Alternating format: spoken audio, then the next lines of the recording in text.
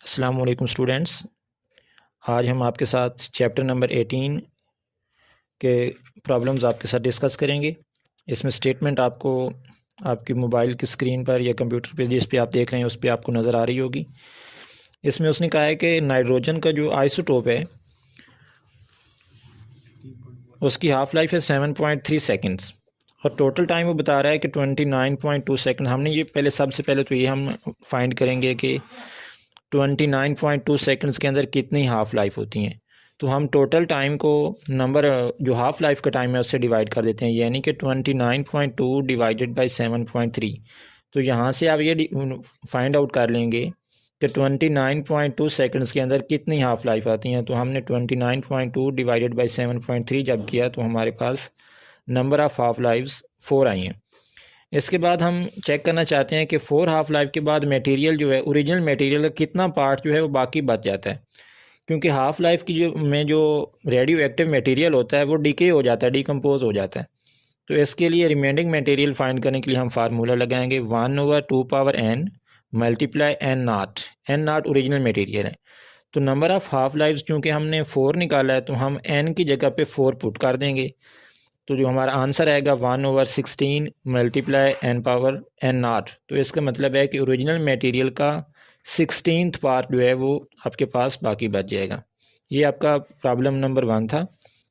अब हम चलते हैं प्रॉब्लम नंबर 2 की तरफ। इसमें उसने कोबाल्ट के आइसोटोप को डिस्कस किया है।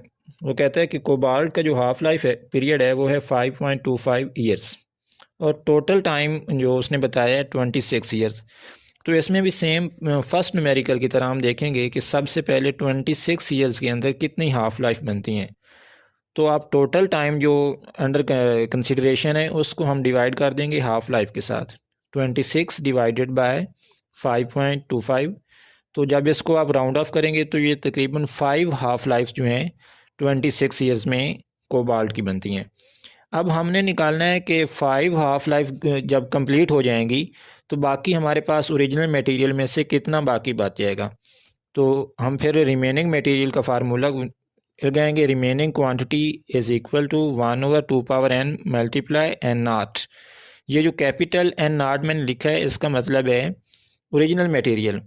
तो जब आप n की जगह पे 5 पुट कर देंगे तो ये आंसर आएगा 1/32 मल्टीप्लाई n0। इसका मतलब ये है कि 5 हाफ़ लाइफ गुजरने के बाद कोबाल्ट 60 जो है आइसोटोप इसका ओरिजिनल मटेरियल का 32 पार्ट जो है वो रिमेनिंग आपके पास बच जाएगा। ये था न्यूमेरिकल नंबर 2। अब हम देखते हैं न्यूमेरिकल नंबर 18.3। इसमें उसने बताया कि कार्बन 14 आइसोटोप जो है उसकी हाफ़ लाइफ होती है 5730 ईयर्स। तो इसमें हमने ये जो है सबसे पहले टाइम फाइंड करना है। किसमें टाइम फाइंड करना है? ओरिजिनल सैंपल हमें बताया है कि n0 उसको ज़ाहिर करते हैं और रिमेनिंग सैंपल जो है 8th हाफ़ लाइफ गुजरने के बाद तो हम n0 डिवाइडेड बाय 8th कर देंगे। तो यहाँ से पहले हम देखेंगे कि 2 की पावर n और n0 डिवाइडेड बाय n ये हम कैसे फाइंड कर सकते हैं। तो हमें पता है कि जब दो बेसिस सेम आ रही हूँ, जैसे मैं आपको स्क्रीन पे नज़र आ रहा है कि 1/2 power n is equal to 1/2 power n। तो चूँकि दोनों तरफ इक्वेशन के आपको बेस जो है वो 2 नज़र आ रही है और पावर एक साइड पे 3 है और दूसरी साइड पे n है। तो जब बेस सेम होती है तो इसका मतलब है कि उसकी पावर भी सेम है। तो half life number of half life आपके पास 3 आ जाएंगी। अब आपने 3 हाफ़ लाइफ के बाद बताना है कि कितना टाइम उसको लग जाएगा, टोटल टाइम वो कितना लेगा 3 हाफ़ लाइफ कंप्लीट होने में। तो टोटल टाइम हम डिसाइड करेंगे कैसे। फार्मूला हमारे पास है टी, ये टोटल टाइम है, इज़ इक्वल टू 3 और टी 1/2 जो लिखा हुआ है इसका मतलब है 3 हाफ़ लाइफ्स। तो 3 मल्टीप्लाई हाफ़ लाइफ का टाइम जो है एक हाफ़ लाइफ का वो है 5730। तो चूँकि हमने 3 हाफ़ लाइफ का टाइम देखना है तो हम 3 से मल्टीप्लाई कर देंगे तो आ जाएगा 17,190 ईयर्स। तो इसको फिर साइंटिफिक नोटेशन में जब कन्वर्ट करते हैं तो आंसर आएगा 1.7 मल्टीप्लाई 10⁻⁴ ईयर्स।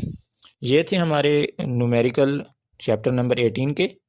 उम्मीद है कि आपको ये लेक्चर समझ आया होगा। तो अगर किसी बच्चे का मज़ीद कोई क्वेश्चन है तो वो कमेंट सेक्शन में हमसे मज़ीद जो रब्ता करके आपने क्लियर कर सकता है, अगर किसी को किसी जगह पे न्यूमेरिकल्स में इशू आ रहा है तो please like this channel, subscribe and share with your friends, और देखते रहिए इस चैनल को ताकि आपको जो फ़िज़िक्स के रिलेटेड मज़ीद वीडियोज़ हैं वो आप तक बर वक्त पहुँचती रहें। अल्लाह हाफिज़।